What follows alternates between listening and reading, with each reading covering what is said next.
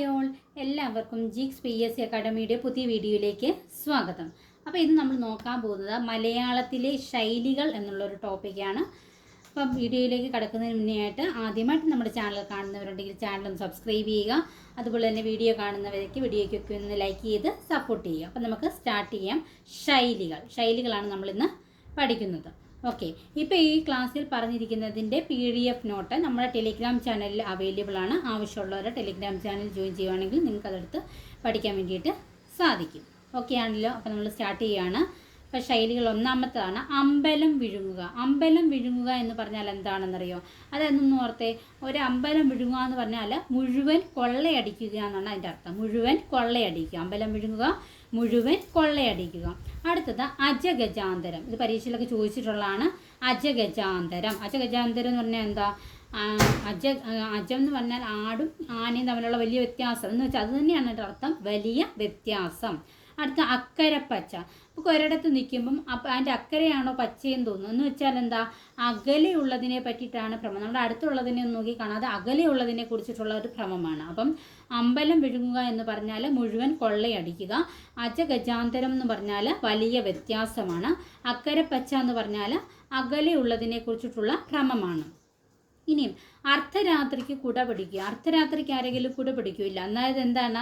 അതായത് അസ്ഥാനത്ത് ആഡംബരം കാണിക്കുക, അല്ലേ? ആഡംബരം കാണിക്കുക എന്നാണ് അതിൻ്റെ അർത്ഥം. ഇനിയും അരക്കൈ നോക്കുക. ഞാനൊരു അരക്കൈ നോക്കട്ടെ എന്ന് പറഞ്ഞാൽ എന്താണ്? പരീക്ഷിക്കുക. അരക്കൈ നോക്കുക എന്ന് പറഞ്ഞാൽ പരീക്ഷിക്കുക. ഇലയിട്ട് ചവിട്ടുക. ആരെങ്കിലും ഇലയിൽ ചവിട്ടുക ഇല്ല എന്ന് വെച്ചാൽ എന്താണ്? അങ്ങനെ ചവിട്ടിയാൽ തന്നെ എന്താണ് അതിൻ്റെ അർത്ഥം എന്ന് പറഞ്ഞാൽ അറിഞ്ഞുകൊണ്ട് നമ്മളൊരു തെറ്റ് ചെയ്യുക. അതിന് പറയുന്ന പേരാണ് ഇലയിട്ട് ചവിട്ടുക. അപ്പോൾ അമ്പലം വിഴുങ്ങുക എന്ന് പറഞ്ഞാൽ മുഴുവൻ കൊള്ളയടിക്കുക. അജഗജാന്തരം എന്ന് പറഞ്ഞാൽ വലിയ വ്യത്യാസം. അക്കരപ്പച്ച എന്ന് പറഞ്ഞാൽ അകലെയുള്ളതിനെ പറ്റിയിട്ടുള്ള ഭ്രമമാണ്. അർദ്ധരാത്രിക്ക് കുട പിടിക്കുക എന്ന് പറഞ്ഞാൽ ആസ്ഥാനത്ത് ആഡംബരം കാണിക്കുക.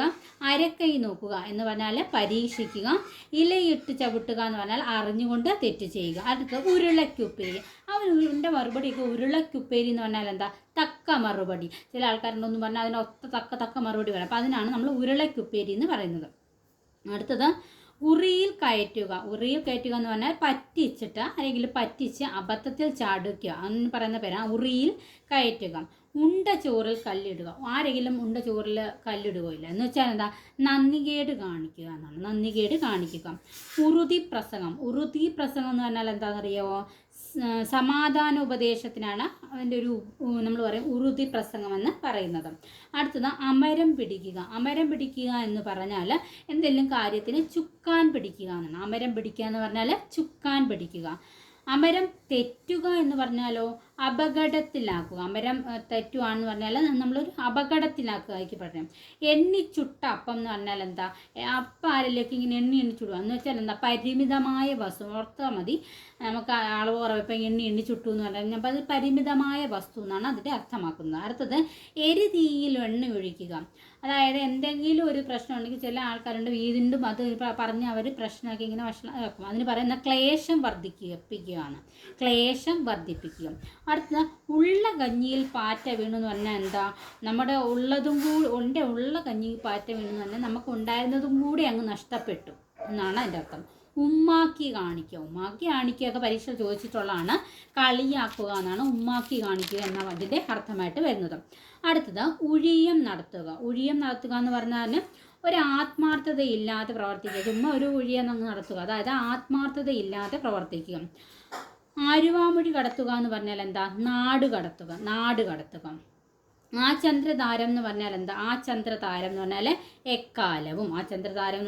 എക്കാലവും. ആലത്തൂർ കാക്ക എന്ന് പറഞ്ഞാൽ ആശിച്ച് കാലം കഴിക്കുന്നവനാണ്. ആലത്തൂർ കാക്ക എന്ന് പറഞ്ഞാൽ ആശിച്ച് കാലം കഴിക്കുന്നവൻ. അതിമോഹം ചക്രം ചവിട്ടുക. അതായത് അത്യാഗ്രഹമൊക്കെ അത്യാഗ്രഹം മൂലം എന്താണ്? അതിമോഹം. അതായത് അത്യാഗ്രഹമൊക്കെ മൂലം ആപത്ത് വരുത്തി വെക്കുക എന്നാണ്. അന്നു തീരാത്ത പണി കൊണ്ട് അന്തിയാകരുത്. അതായത് കൂടുതൽ ഇങ്ങനെ കഷ്ടപ്പെടുത്തുന്ന പറയുന്നതാണ് അന്നു തീരാത്ത പണി കൊണ്ട് അന്തിയാകരുത്. അടുത്തത് ഇലവു കാത്തകിളി. അതായത് ഇലവു കാത്തകിളി എന്ന് പറഞ്ഞാൽ ഒരു ഫലമില്ലാത്ത കാത്തിരിപ്പാണ് ഇലവു കാത്തകിളി എന്ന് പറഞ്ഞാൽ അറിയാം. ഇരുട്ടടി എന്ന് പറഞ്ഞാൽ ഇരുട്ടിൽ ഇപ്പോൾ ഒരാൾ വന്ന് അടിച്ച് നമ്മളറിയില്ല. അതായത് അപ്രതീക്ഷിതമായിട്ടുള്ള ഒരു ഉപദ്രവം.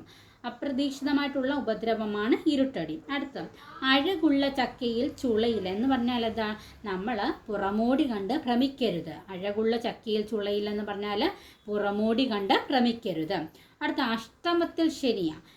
എനിക്ക് അപ്പടി അഷ്ടമത്തിൽ ശനിയാന്ന് പറഞ്ഞാൽ എന്താ, വലിയ കഷ്ടകാലമാണ്, വലിയ കഷ്ടകാലമാണ് അഷ്ടമത്തിൽ ശനി. അരിയറ്റു പോവുക. അരിയിടുന്ന എങ്ങനെയാണ് എന്ന് പറഞ്ഞാൽ മരിക്കുക. അരിയറ്റു പോവുക, മരിക്കുക. അടുത്തത് ഏഴാം കൂലി. അവനൊരു ഏഴാം കൂലിയാണ് എന്ന് വെച്ചാൽ എന്താ, ഏറ്റവും നിസാരം. ഏഴാം കൂലി എന്ന് പറഞ്ഞാൽ ഏറ്റവും നിസാരം.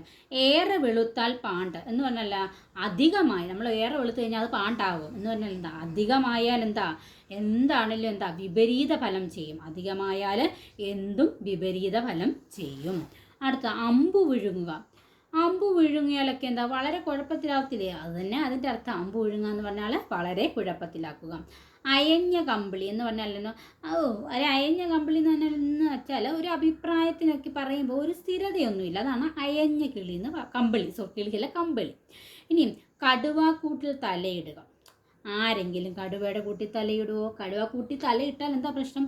നമ്മൾ സ്വയം അപകടത്തിൽ ചാടുക. അതിൻ്റെ അർത്ഥം അത് തന്നെയാണ്, സ്വയം അപകടത്തിൽ ചാടുക.